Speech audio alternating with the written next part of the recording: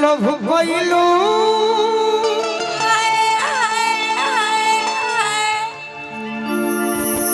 ओकरे से परेशानी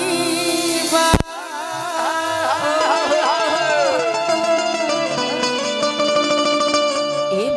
ए सनमी करम तारो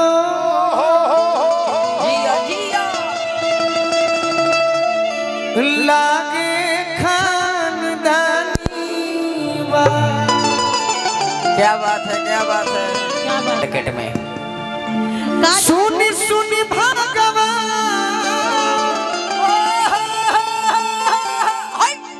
अरे जग बिहान हो खेती आज राजा जी के कोरवे में जवान हो खेती आज राजा जी के कोरवे में जवान हो खेती आज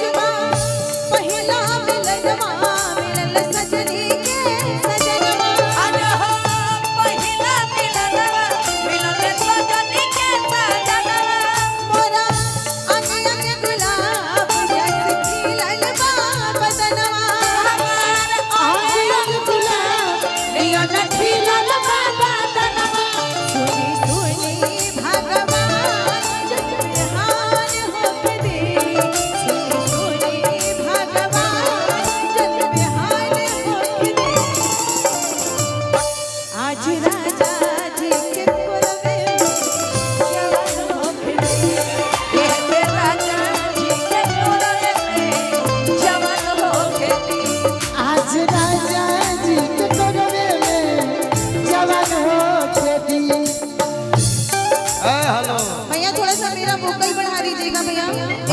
ये लाइट सादा रहने दीजिए। ये स्टेज की लाइट सादा रहे, एक प्रकार पे रहे। यूट्यूब वालों को दिक्कत हो रही है। हमार ब्याह जी आइल बड़ी तनी है तक है ना तक बुका हो अच्छा भैया आइल बड़े हमारे छोटे भाई हाँ हमारे छोटे भाई और पूरे जिला का अपने सारा काम और कारोबार देखते हैं नितेश सिंह बोनू जी, उनकी तरफ से और देवराज भैया की तरफ से आशीर्वाद और प्यार लीजिए। जिला जवार में अगर केहू हिमांशु भैया की तरह ये भी लड़के अपने जिला जवार छोटे भाई ए गोरी तोर लाल घंघरा हिला हिला गया छप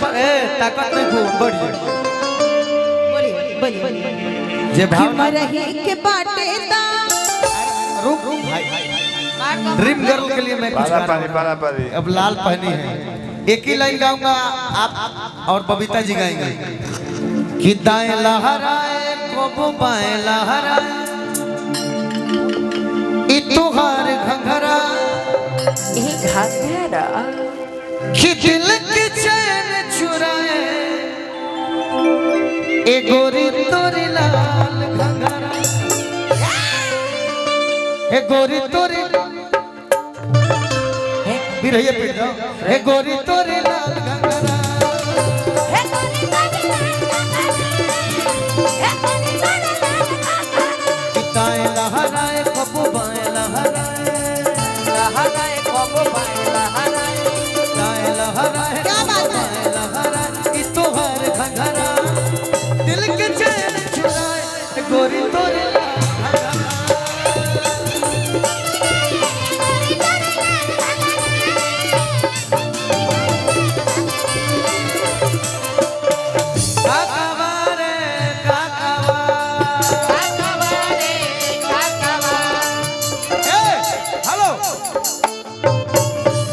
छोटू बाबा को बोलना चाहूंगा इस गाने में बोला अरे कुछ नहीं बोलेंगे, झाल बजाएंगे। आइए आइए झाल लेके आइए ना निशा जी, हम और आप एक गाना गाया करते थे यार कि गोरी तोरी चुनरी बला लाल रे आवाज इतना चुनरी बला लाल रे चले लूंगा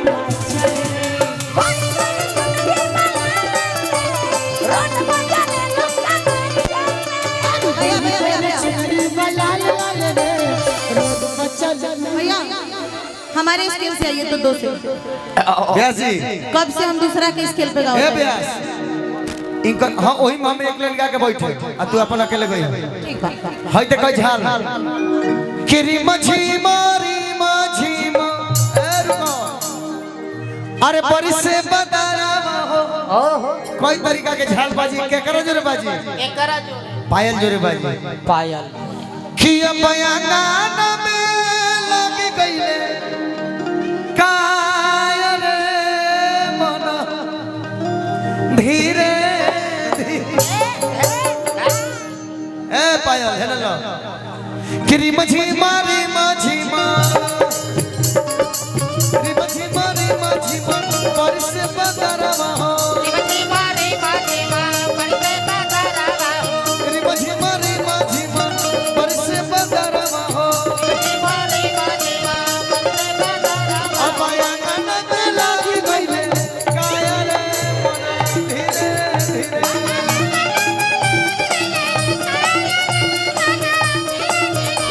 अब आया में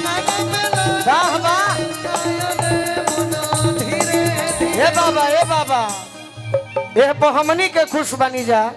बाकी जे खाड़ा बा कष्ट करो तो कौना गीत पे खुश होई बाजा वाले ले बजनिया हो दुनिया ले ले का बाजा वाले ले बजनिया हो दुनिया ले ले का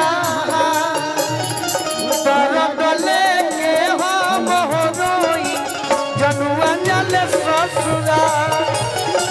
तरद लेके हम हो रोई अब आंगन में लिख गइले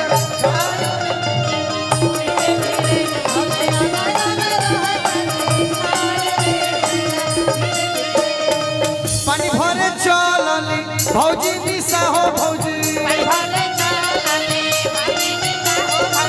पानी भरे चलली चिंदरे छटुआ बहु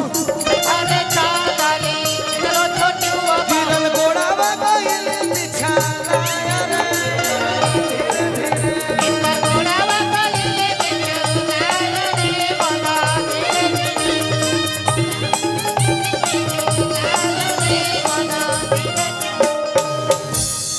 मैं गाना अपना गाने जा रही हूँ अब, ठीक है मैं अपना ना रहुए के देख के कहो चंदन पसंद नहीं करना काहे कि राउत निगाह बहुत कतिलाना बा ओके बाजी हाँ इनका दाढ़ी बना दिक्कत नहीं बबीता बाबू आप बबीता जी आप भी ना जाइए ए बबीता आप भी मेरे साथ रहिएगा थोड़ा मजा आएगा हम लोग साथ में करेंगे मजा करना क्योंकि ये बबीता बुझिया हिम्मनन वर्मा जी की ओर से अच्छा मदन वर्मा जी की तरफ से ये चांदी का 2000 का नोट है। मनन वर्मा जी की तरफ से नवा नोट अच्छा 2000 चांदी का अच्छा, ये 2000 बोन हो तो चाने बेचाई ना। ओके जय श्री राम भैया। और एक बार मैं चाहूंगी कि सब लोग राधे साहब जोरदार तालियां बजा करके जितना लोग भी बांटे सारे यूट्यूबर भाई लोगों को तो दिल से मैं धन्यवाद हमेशा से कहूंगी ई चाहेला तो जेकरा मन ओकरा के स्टार बना देवेला तो कहे के बाद सीधा सीधा सुनी ना अपन पहले गाएंगे पहले रौरे पे गाएंगे ये पहले वहाँ के गई ना पहले हम सबका खातिर एक लाइन कह देते हैं फरमाइश बने तो भूला जाए कौन